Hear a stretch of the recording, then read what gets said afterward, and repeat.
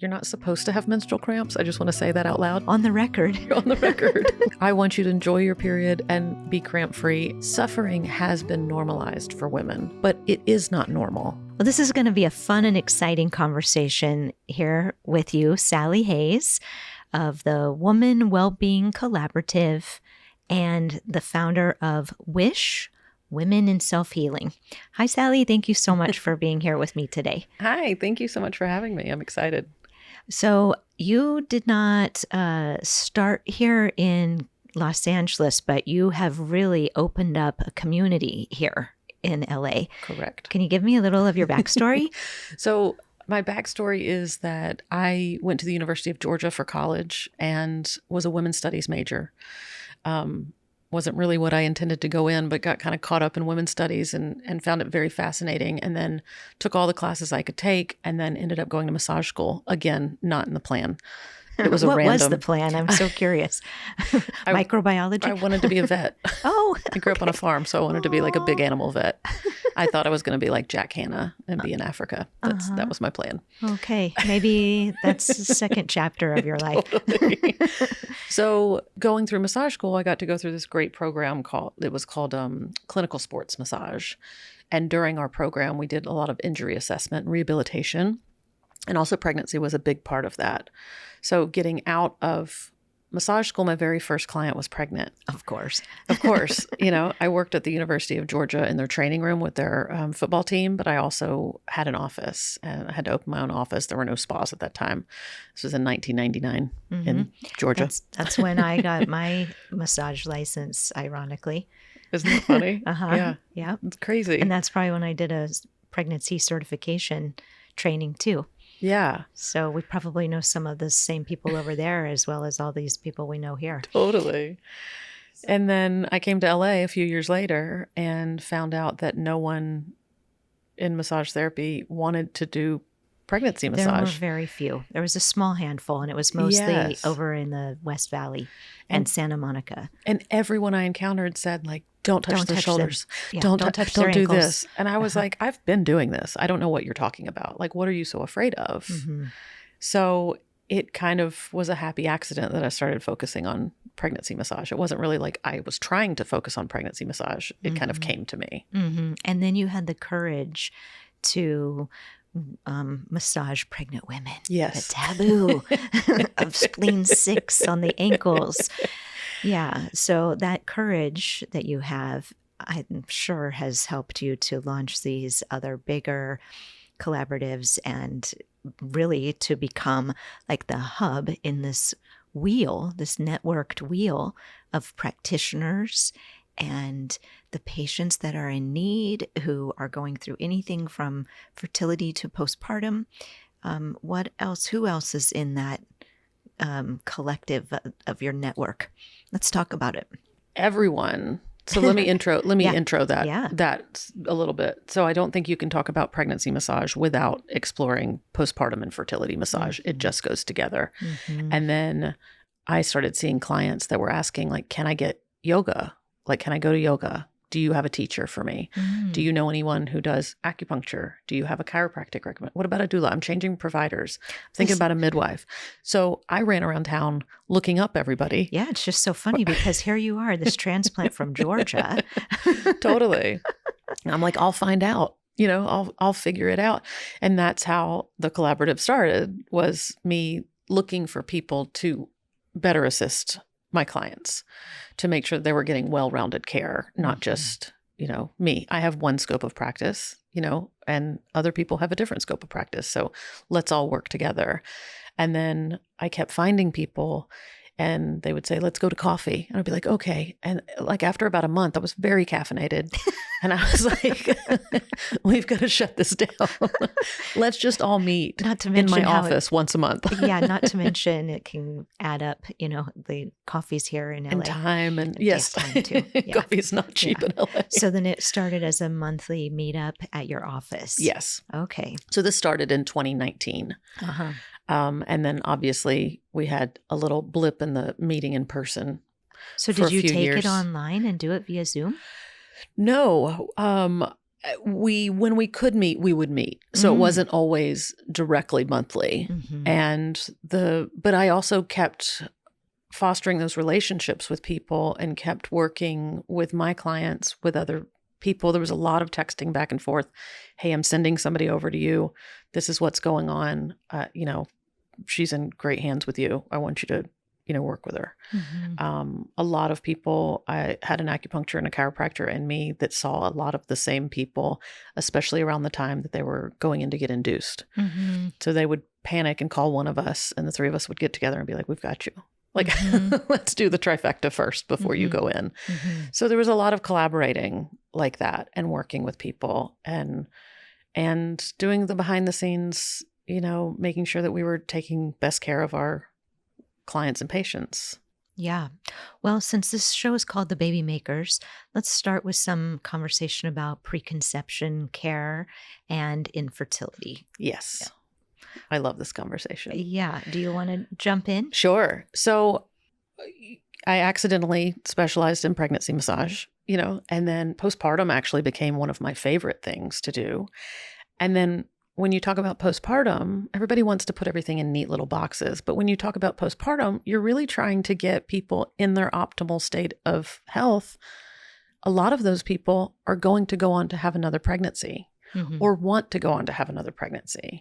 So what could I do at that time? And then I'd see a lot of this not being able to get pregnant after a pregnancy. That opened my mind up. So I studied with a few different people that were doing fertility massage. And I ended up kind of pulling from my background of practicing for 25 years. I'd worked in a ton of spas. I've done a lot of clinical work, and then studying this fertility work with the abdominal massage, learning about how blood flow to the reproductive organs is so key, and also alignment in the pelvis, but also it supports digestion and lymphatic drainage. Two important things as like the assimilation of nutrients and the removal of waste. Right. And just boiling it down to the simplicity of how the body really wants to be in alignment. We're just supporting and facilitating that. I created this treatment called the WISH method. Women in Self-Healing is my company. WISH is the acronym, and the WISH method is my abdominal treatment. And it's a blend of this clinical work. And it's also, we do a little gliding cupping in there over the abdomen as well, over the abdomen. And then we also use castor oil. So we have this blend of castor oil that we blended up, and then we use a Mylar wrap and a hot pack. So they're getting a castor oil pack in every treatment. So because of my awareness of the 4 phases of the cycle, there's got to be a time where this is optimal to do during a preconception attempt. So tell us about that. So we really love for people to come and do it in a series. And we want you to come and do it even if you're not actively trying to conceive. We'd really like to start working with people before they're trying to conceive, and also for people who maybe aren't even trying to conceive. Because I think this would be a great modality for women with endometriosis. Yes. Or PCOS. Yeah. Menstrual cramps. Adenomyosis. Exactly. Trauma. I mean, there's a lot of emotional release that happens. Not a lot of people touch your abdomen, and especially not in a skilled therapeutic way. So that's really important. So the castor oil softens, and then the heat also softens. So by the time we come back to the abdomen and start doing that work, it's very common for people to just have tears streaming down their face. Sometimes they'll start telling you stories. Sometimes they'll start telling you their history.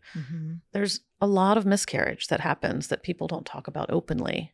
And this often gives access for them to start telling that story. Maybe even to make peace with their body. Exactly. And I know you create a safe environment, and through the network, the people that you work with are going to have that same ability to create safety and an appreciation for how important it is to feel safe again. That's how the ovaries will come back online. Yes. With the pituitary and the hypothalamus. It's not in an environment where it's all amped up and scared about another round of IVF, but more in this state of perceived support and safety. Yes. So So just to make sure we answer the question, there's the first phase where she's bleeding, and then there's the lead up to ovulation, and then potential fertilization implantation if it's a actively trying cycle, and then PMS week. So please tell us when to do this yummy massage. So this is the meat of everything. So from the last day of your menstrual cycle up until the first day of ovulation, if you're actively trying to conceive. If you're not currently actively trying to conceive, then the last day of your menstrual cycle, all the way until the day before your next menstrual cycle, is a game for this massage. Totally. And we love to have this once a week. So that's why it's so vital that we get people to start thinking about preconception. 3 to 6 months before you want to have a child, that's when you should start doing this work. I'm sure you feel the same way about getting people optimize their health before they start thinking about it. But we're not going to turn people away. Well, and in my case, it takes time for us to figure out what is actually going on, which means blood tests, finding a doctor, maybe getting insurance, scheduling all those appointments, changing some things in the diet, maybe looking at a little bit of relationship counseling. Right.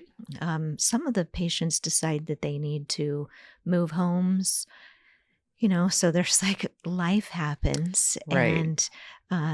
And sometimes that happens when they are pregnant, but sometimes it's about figuring out where things aren't really aligned. And they do that in these conversations. Right.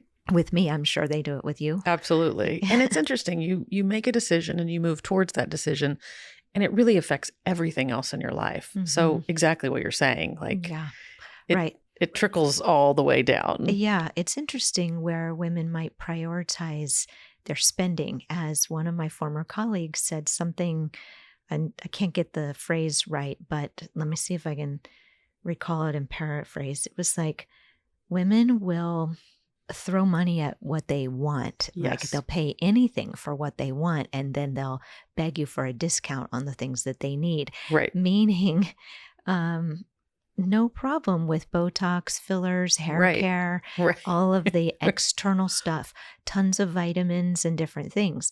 But when it comes to some deeper work, rubbing the abdomen, doing acupuncture, getting the seed program, those kinds of things where they are going to invest their heart and their time in skewing the fertility parameters in their favor, they hesitate. And I think it's because they feel too vulnerable. They feel like it's not going to work out, or they feel like science and medicine and doctors will take care of it. So when all that doesn't work out, then they come to find us. But in this episode, I want them to understand that, well, I'll use myself as a quick example. When I was told at age 31 that I wouldn't be able to have kids, I spent the next 6 years doing belly dancing, hypnosis, abdominal massage, regular body massage, different kinds of treatments, acupuncture, herbs. Then there was the self-care, nails and hair and clothes and makeup and stuff, fun time with friends. But all of that creates this holistic sense of completion and self-awareness that I think segues into what I call the spirit of a mother. Exactly. Right. I mean, I'm preaching to the choir here, I love it. Could you give me an idea of some of the members on the team in the Woman Wellbeing Collaborative? Yes. So we currently have, I'm not going to give an exact number because I haven't looked at the website this morning. Well, you had 50 here at Well People last 40 month. 40 to 50 members, and we have about 6 to 10 brand partners as well. So we've also brought on brand partners because we've got so many great Wish Garden Herbs, We Natal, Ama 360. Those are really great supplements. Nishi just came on, and they are this amazing, I don't know if you know Nishi, but they're like a chocolate company is what I call them. I got hooked on Chio the other day. Chio is amazing. Yeah, they're great. All these wonderful Their fertility through postpartum. Yeah, I Am Nurtured. We have so many great brands that are so passionate about working in this space and supporting people that, like, you can't just have practitioners without having brands as well. That we all recommend. Exactly. Mm-hmm. Exactly. So we have everything, all the practitioners we have a urogynecologist, clinical psychologist, chiropractic, acupuncture, yoga therapy, obviously my company, massage therapy, lactation consultants. We have a mom life coach, a lot of mental health, physical, like the whole spectrum. I'm sure there's key people that I should be saying right now that I'm forgetting, but those birthing centers for postpartum, or did you mention that? Birthing centers for postpartum. Yes. Sanu House is a member and they're great. They just opened in Santa Monica. The list keeps growing. It's wild when you start scratching the surface. You look at it and you go, oh, there's not a lot of support. And then you start meeting these people who are just as passionate as you are about supporting people. And it's almost overwhelming sometimes to meet all these people and see. Yeah. So let's talk about that. As the listener at first is like hearing these things and getting excited, and then suddenly like, oh my God, well, how would I decide? What should I do? Exactly. So, what I wanted to create was the directory in Southern California for your practitioners, for anyone from fertility, pregnancy, or postpartum. I want somebody to be able to go on there because I kept hearing stories from clients when, I'm breastfeeding at 3 a.m. and I'm looking up pelvic floor PTs. I've got pelvic floor issues. Now I've got to look and I'm scrolling. Okay. But at 3 a.m. you're breastfeeding, you're not fully awake and aware, and you're just looking through Google. Like that's an endless landscape of who and what, and are they vetted? So I personally vet everybody on here. So I've met them. We don't care if you're Western or you're Eastern. And ironically, we're all kind of connected through mutual patients. Exactly. Because it's like an energetic. That's your team. We build your team. This is your village. We've got your village. And some people have offices. Some people are mobile. Some people do virtual. I want to make sure that everyone, whatever price point you are, whatever location in the city you are, wherever you are, like we're opening it up. I mean, we've literally had people from other countries want to join. We've had people from other states want to join. So bigger picture is this becomes a national directory. And then possibly international. Right. Potentially. That's what's happened with the Seed Fertility Program. It's in 38 states here, but 14 countries. There are different people using in different countries. But this is the thing, the information and the support. We know that this information is needed. It's spreading, it's sprouting. There are these ways of people finding what they need. And we are kind of holding this energy, this message of we've walked the walk and we found other people along the way. So let's talk about that, like psycho-emotional, spiritual component. Yes. Like the core of this kind of connection. What's at the core of all of us, do you think? Or the core of the work that we do? I'd love to hear from you. I think there is such a need for this type of work and such a seeking from our patients and clients. I think that for a long time, I don't know how you grew up, but I know I grew up and no one talked about their period. And the way people talked about women and still talk about women is that suffering is part of our journey. And I don't believe that. And I refuse to believe that. I think that you should enjoy your period. Isn't that a revolutionary idea? Mine was a mixed bag growing up with a stressed out single mom who was very tiny, smaller than me. So her birthing experiences were traumatizing. And then she went on to raise 2 kids alone. And I think that stress plays a role in endometriosis. Even if it's inherited, she was having severe bleeding and needed a hysterectomy at the time that I started my period.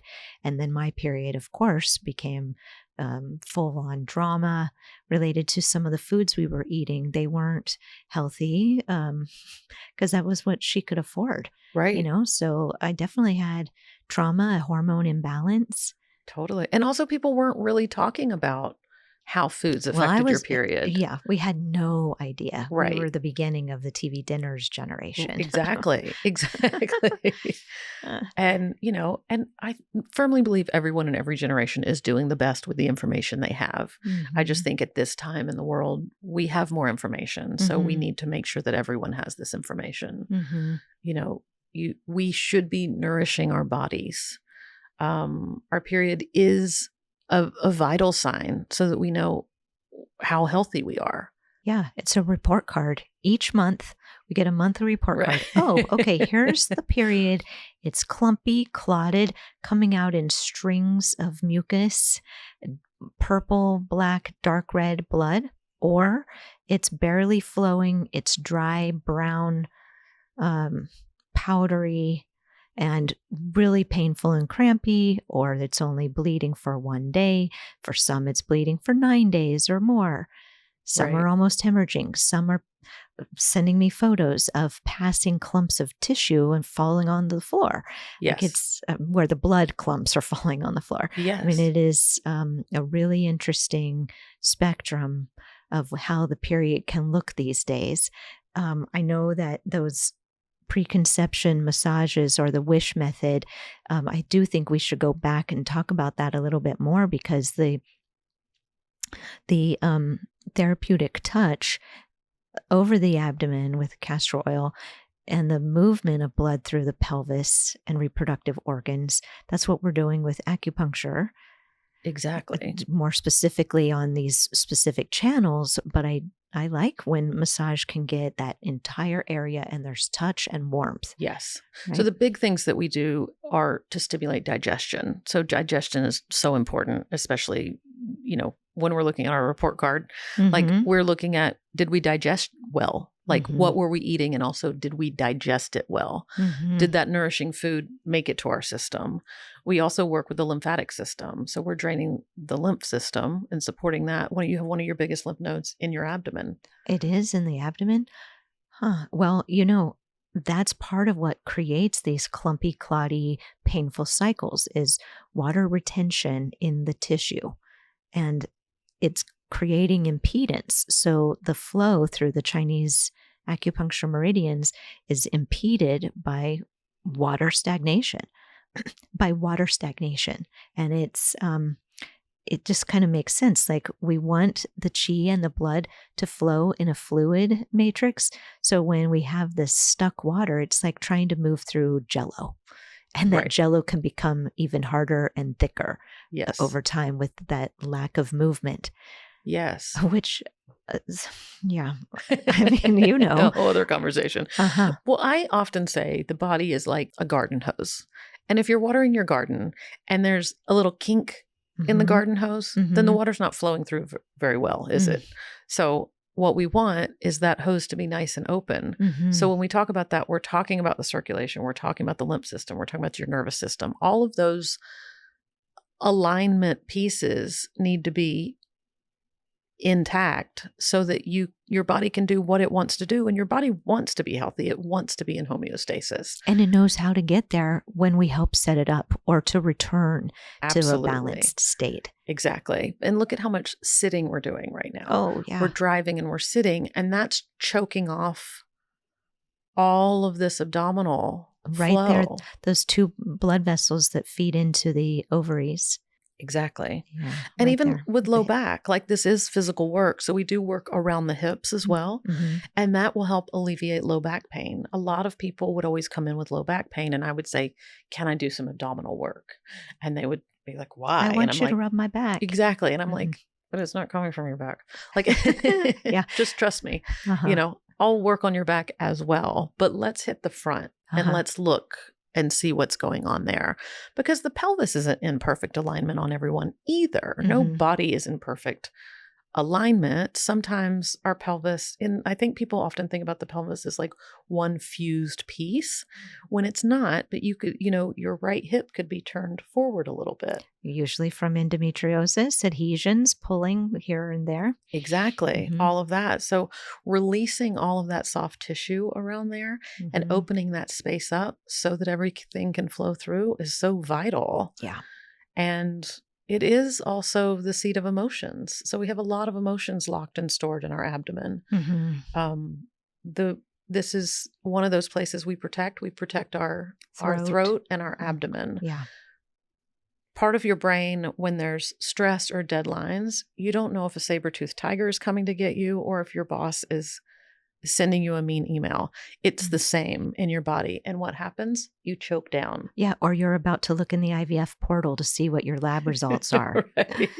Oh. Let's lock down to protect ourselves from any pain. Yeah. And so as we continue to lock down this front, it chokes off all of our flow. So getting in there and opening all this up can support everything. It can support the low back. It can support opening the chest, all of this as well. But it also really works with blood flow and lymph flow, which is vital, especially when you're going through this. Sure. And it's interesting. If you go for a stress reduction massage, a lot of the time they will just drape the abdomen and they'll hit all the other places except for that. Right. I don't know if it's because they run out of time because there's so much tension in the neck and shoulders and the low back.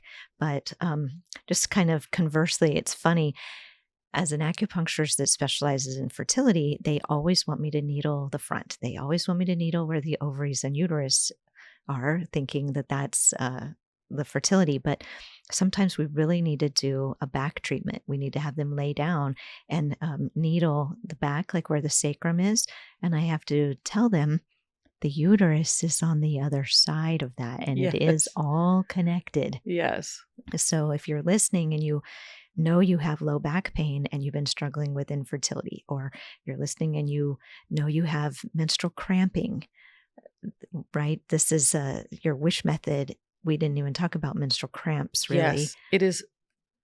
Okay, you're not supposed to have menstrual cramps. I just want to say that out loud. Yeah. You're not supposed to. On the record. You're on the record. Like, those symptoms are not synonymous with having a menstrual period. Yeah. I want you to enjoy your period and be cramp free. And I literally got an Instagram message from a client last night that said, I've had 2 of the wish methods and my last cycle was minimal cramping. It was lighter and it was shorter than normal, or than had been. Don't let me use normal in that way.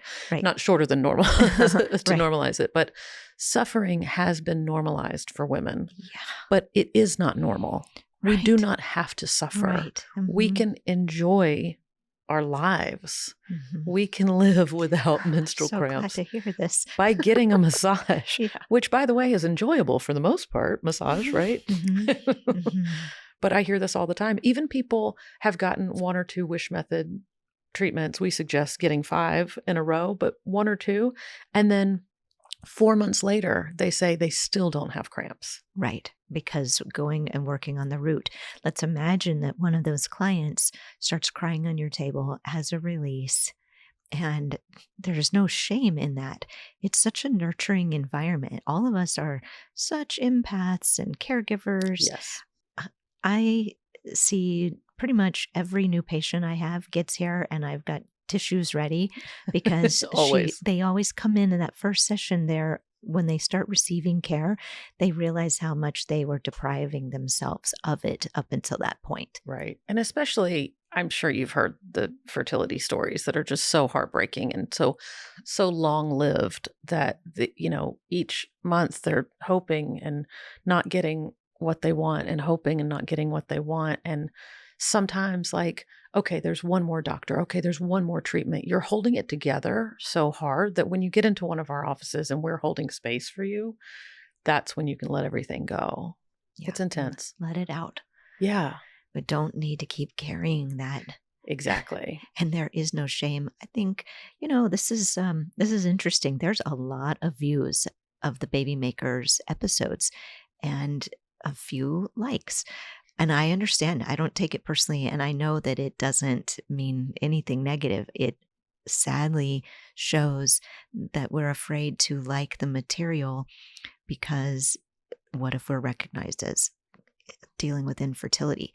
There's a lot of sharing of the episodes.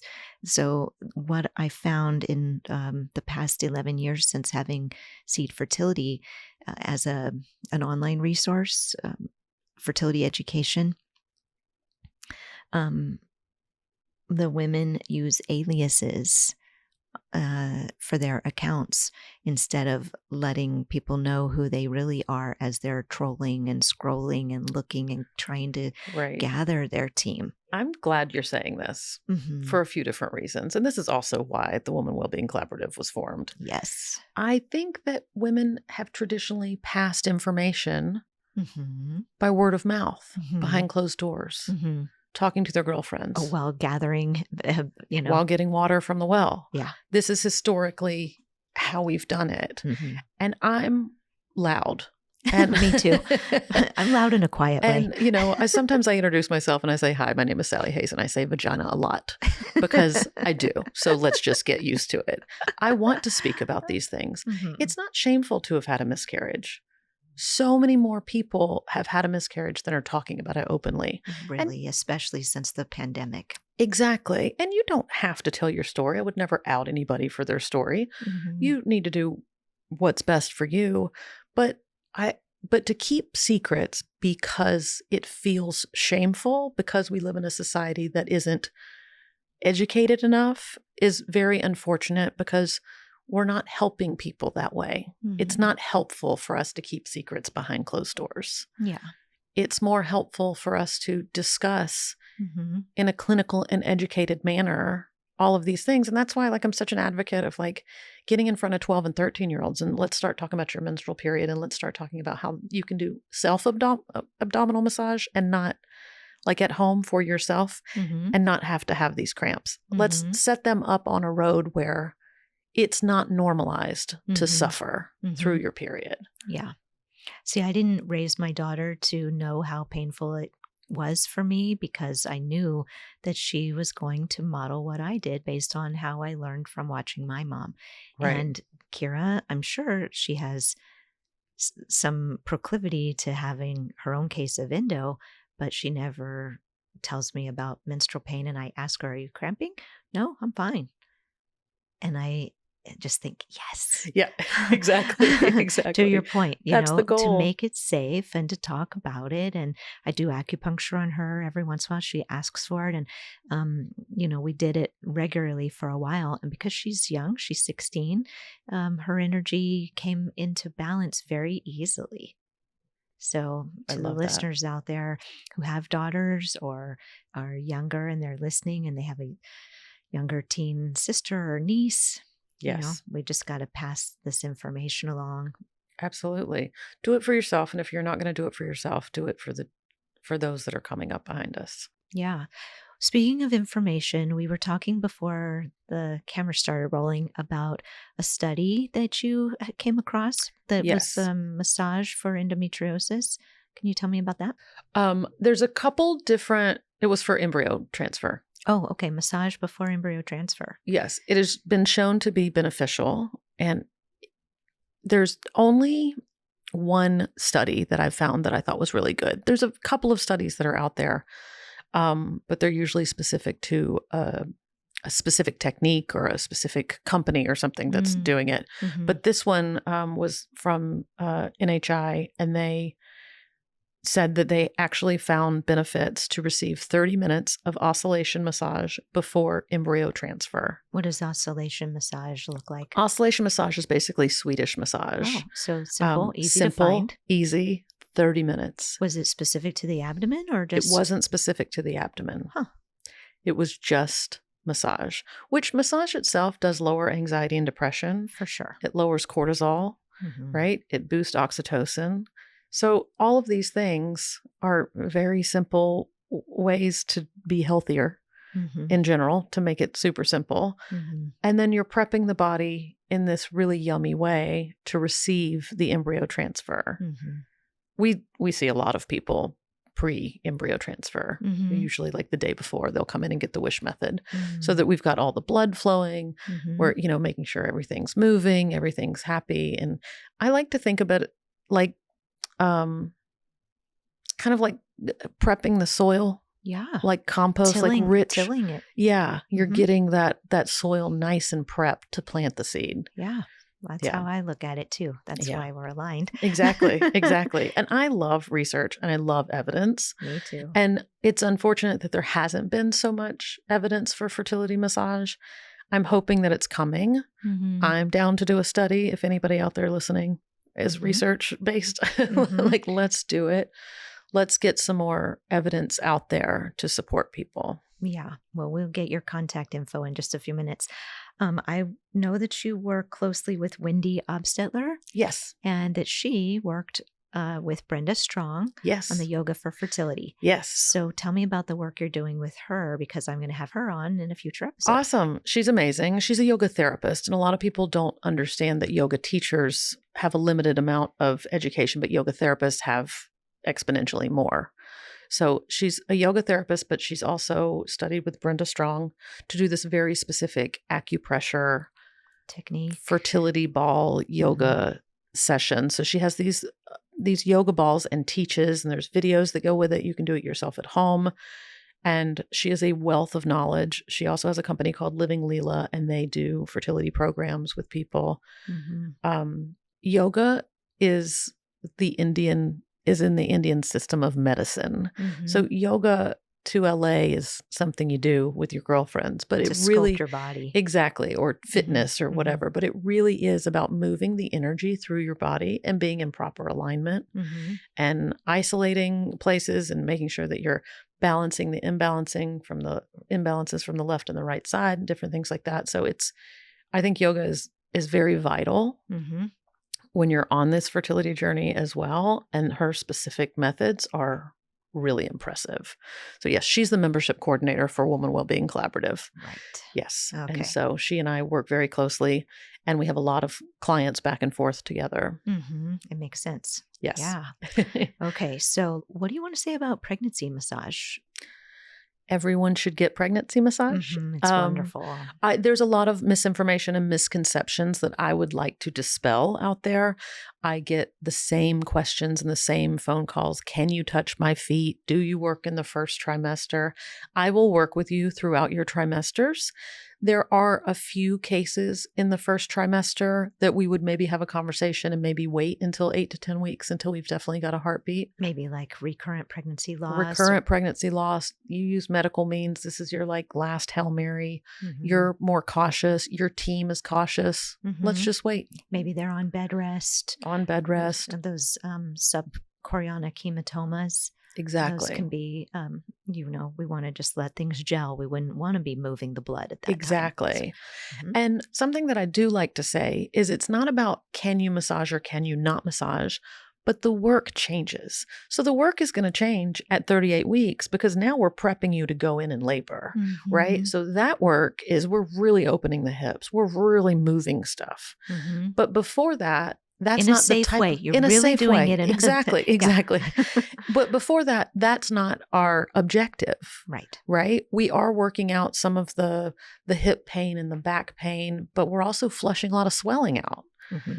That's a different technique. Yeah, and that swelling isn't there in the beginning. Exactly. Yeah, it changes. Exactly. Then the technique changes. Exactly. And sometimes people are nauseous. So then we're going to position them differently. And maybe they have heartburn. So we're going to position them differently. So we really work one-on-one with people in their very specific, wherever they are and whatever their conditions are. I've seen a lot of cases.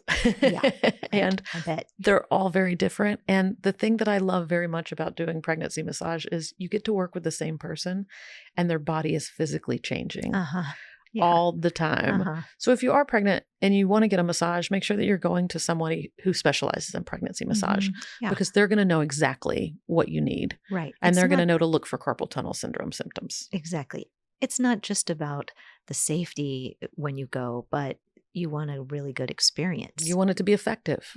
Yes, exactly. And we know the questions and we know what people look like and we know what the conditions are and how to work with people at that point. So it used to be thought that you didn't touch pregnant people at all, that women were these fragile, delicate flowers. And it's not true. Now studies have come out to say that pregnant people are literally akin to endurance athletes. Wow. We are at the peak of your physical endurance when we're pregnant. So you need to train like you're doing an Olympic event. Mm-hmm. That's what we're doing. We're Mm-hmm. prepping you. Makes so much sense. You're growing another human being. Yes. Mm-hmm. And massage actually has been proven to lower labor time by an average of 3 hours. So what would you do to lower labor time for 3 hours and have better newborn outcomes, Mm-hmm. have a better healing even in postpartum? Even if you're not getting postpartum massage, getting the pregnancy massage supports healing through the postpartum period. 100%. Postpartum massage, I would think that's got to be, do you get many clients wanting that? Yes. Specifically, they've had a C-section. How do you Yes. maneuver if they've had that incision? Fantastic question. And this is going to bring the wish method full circle.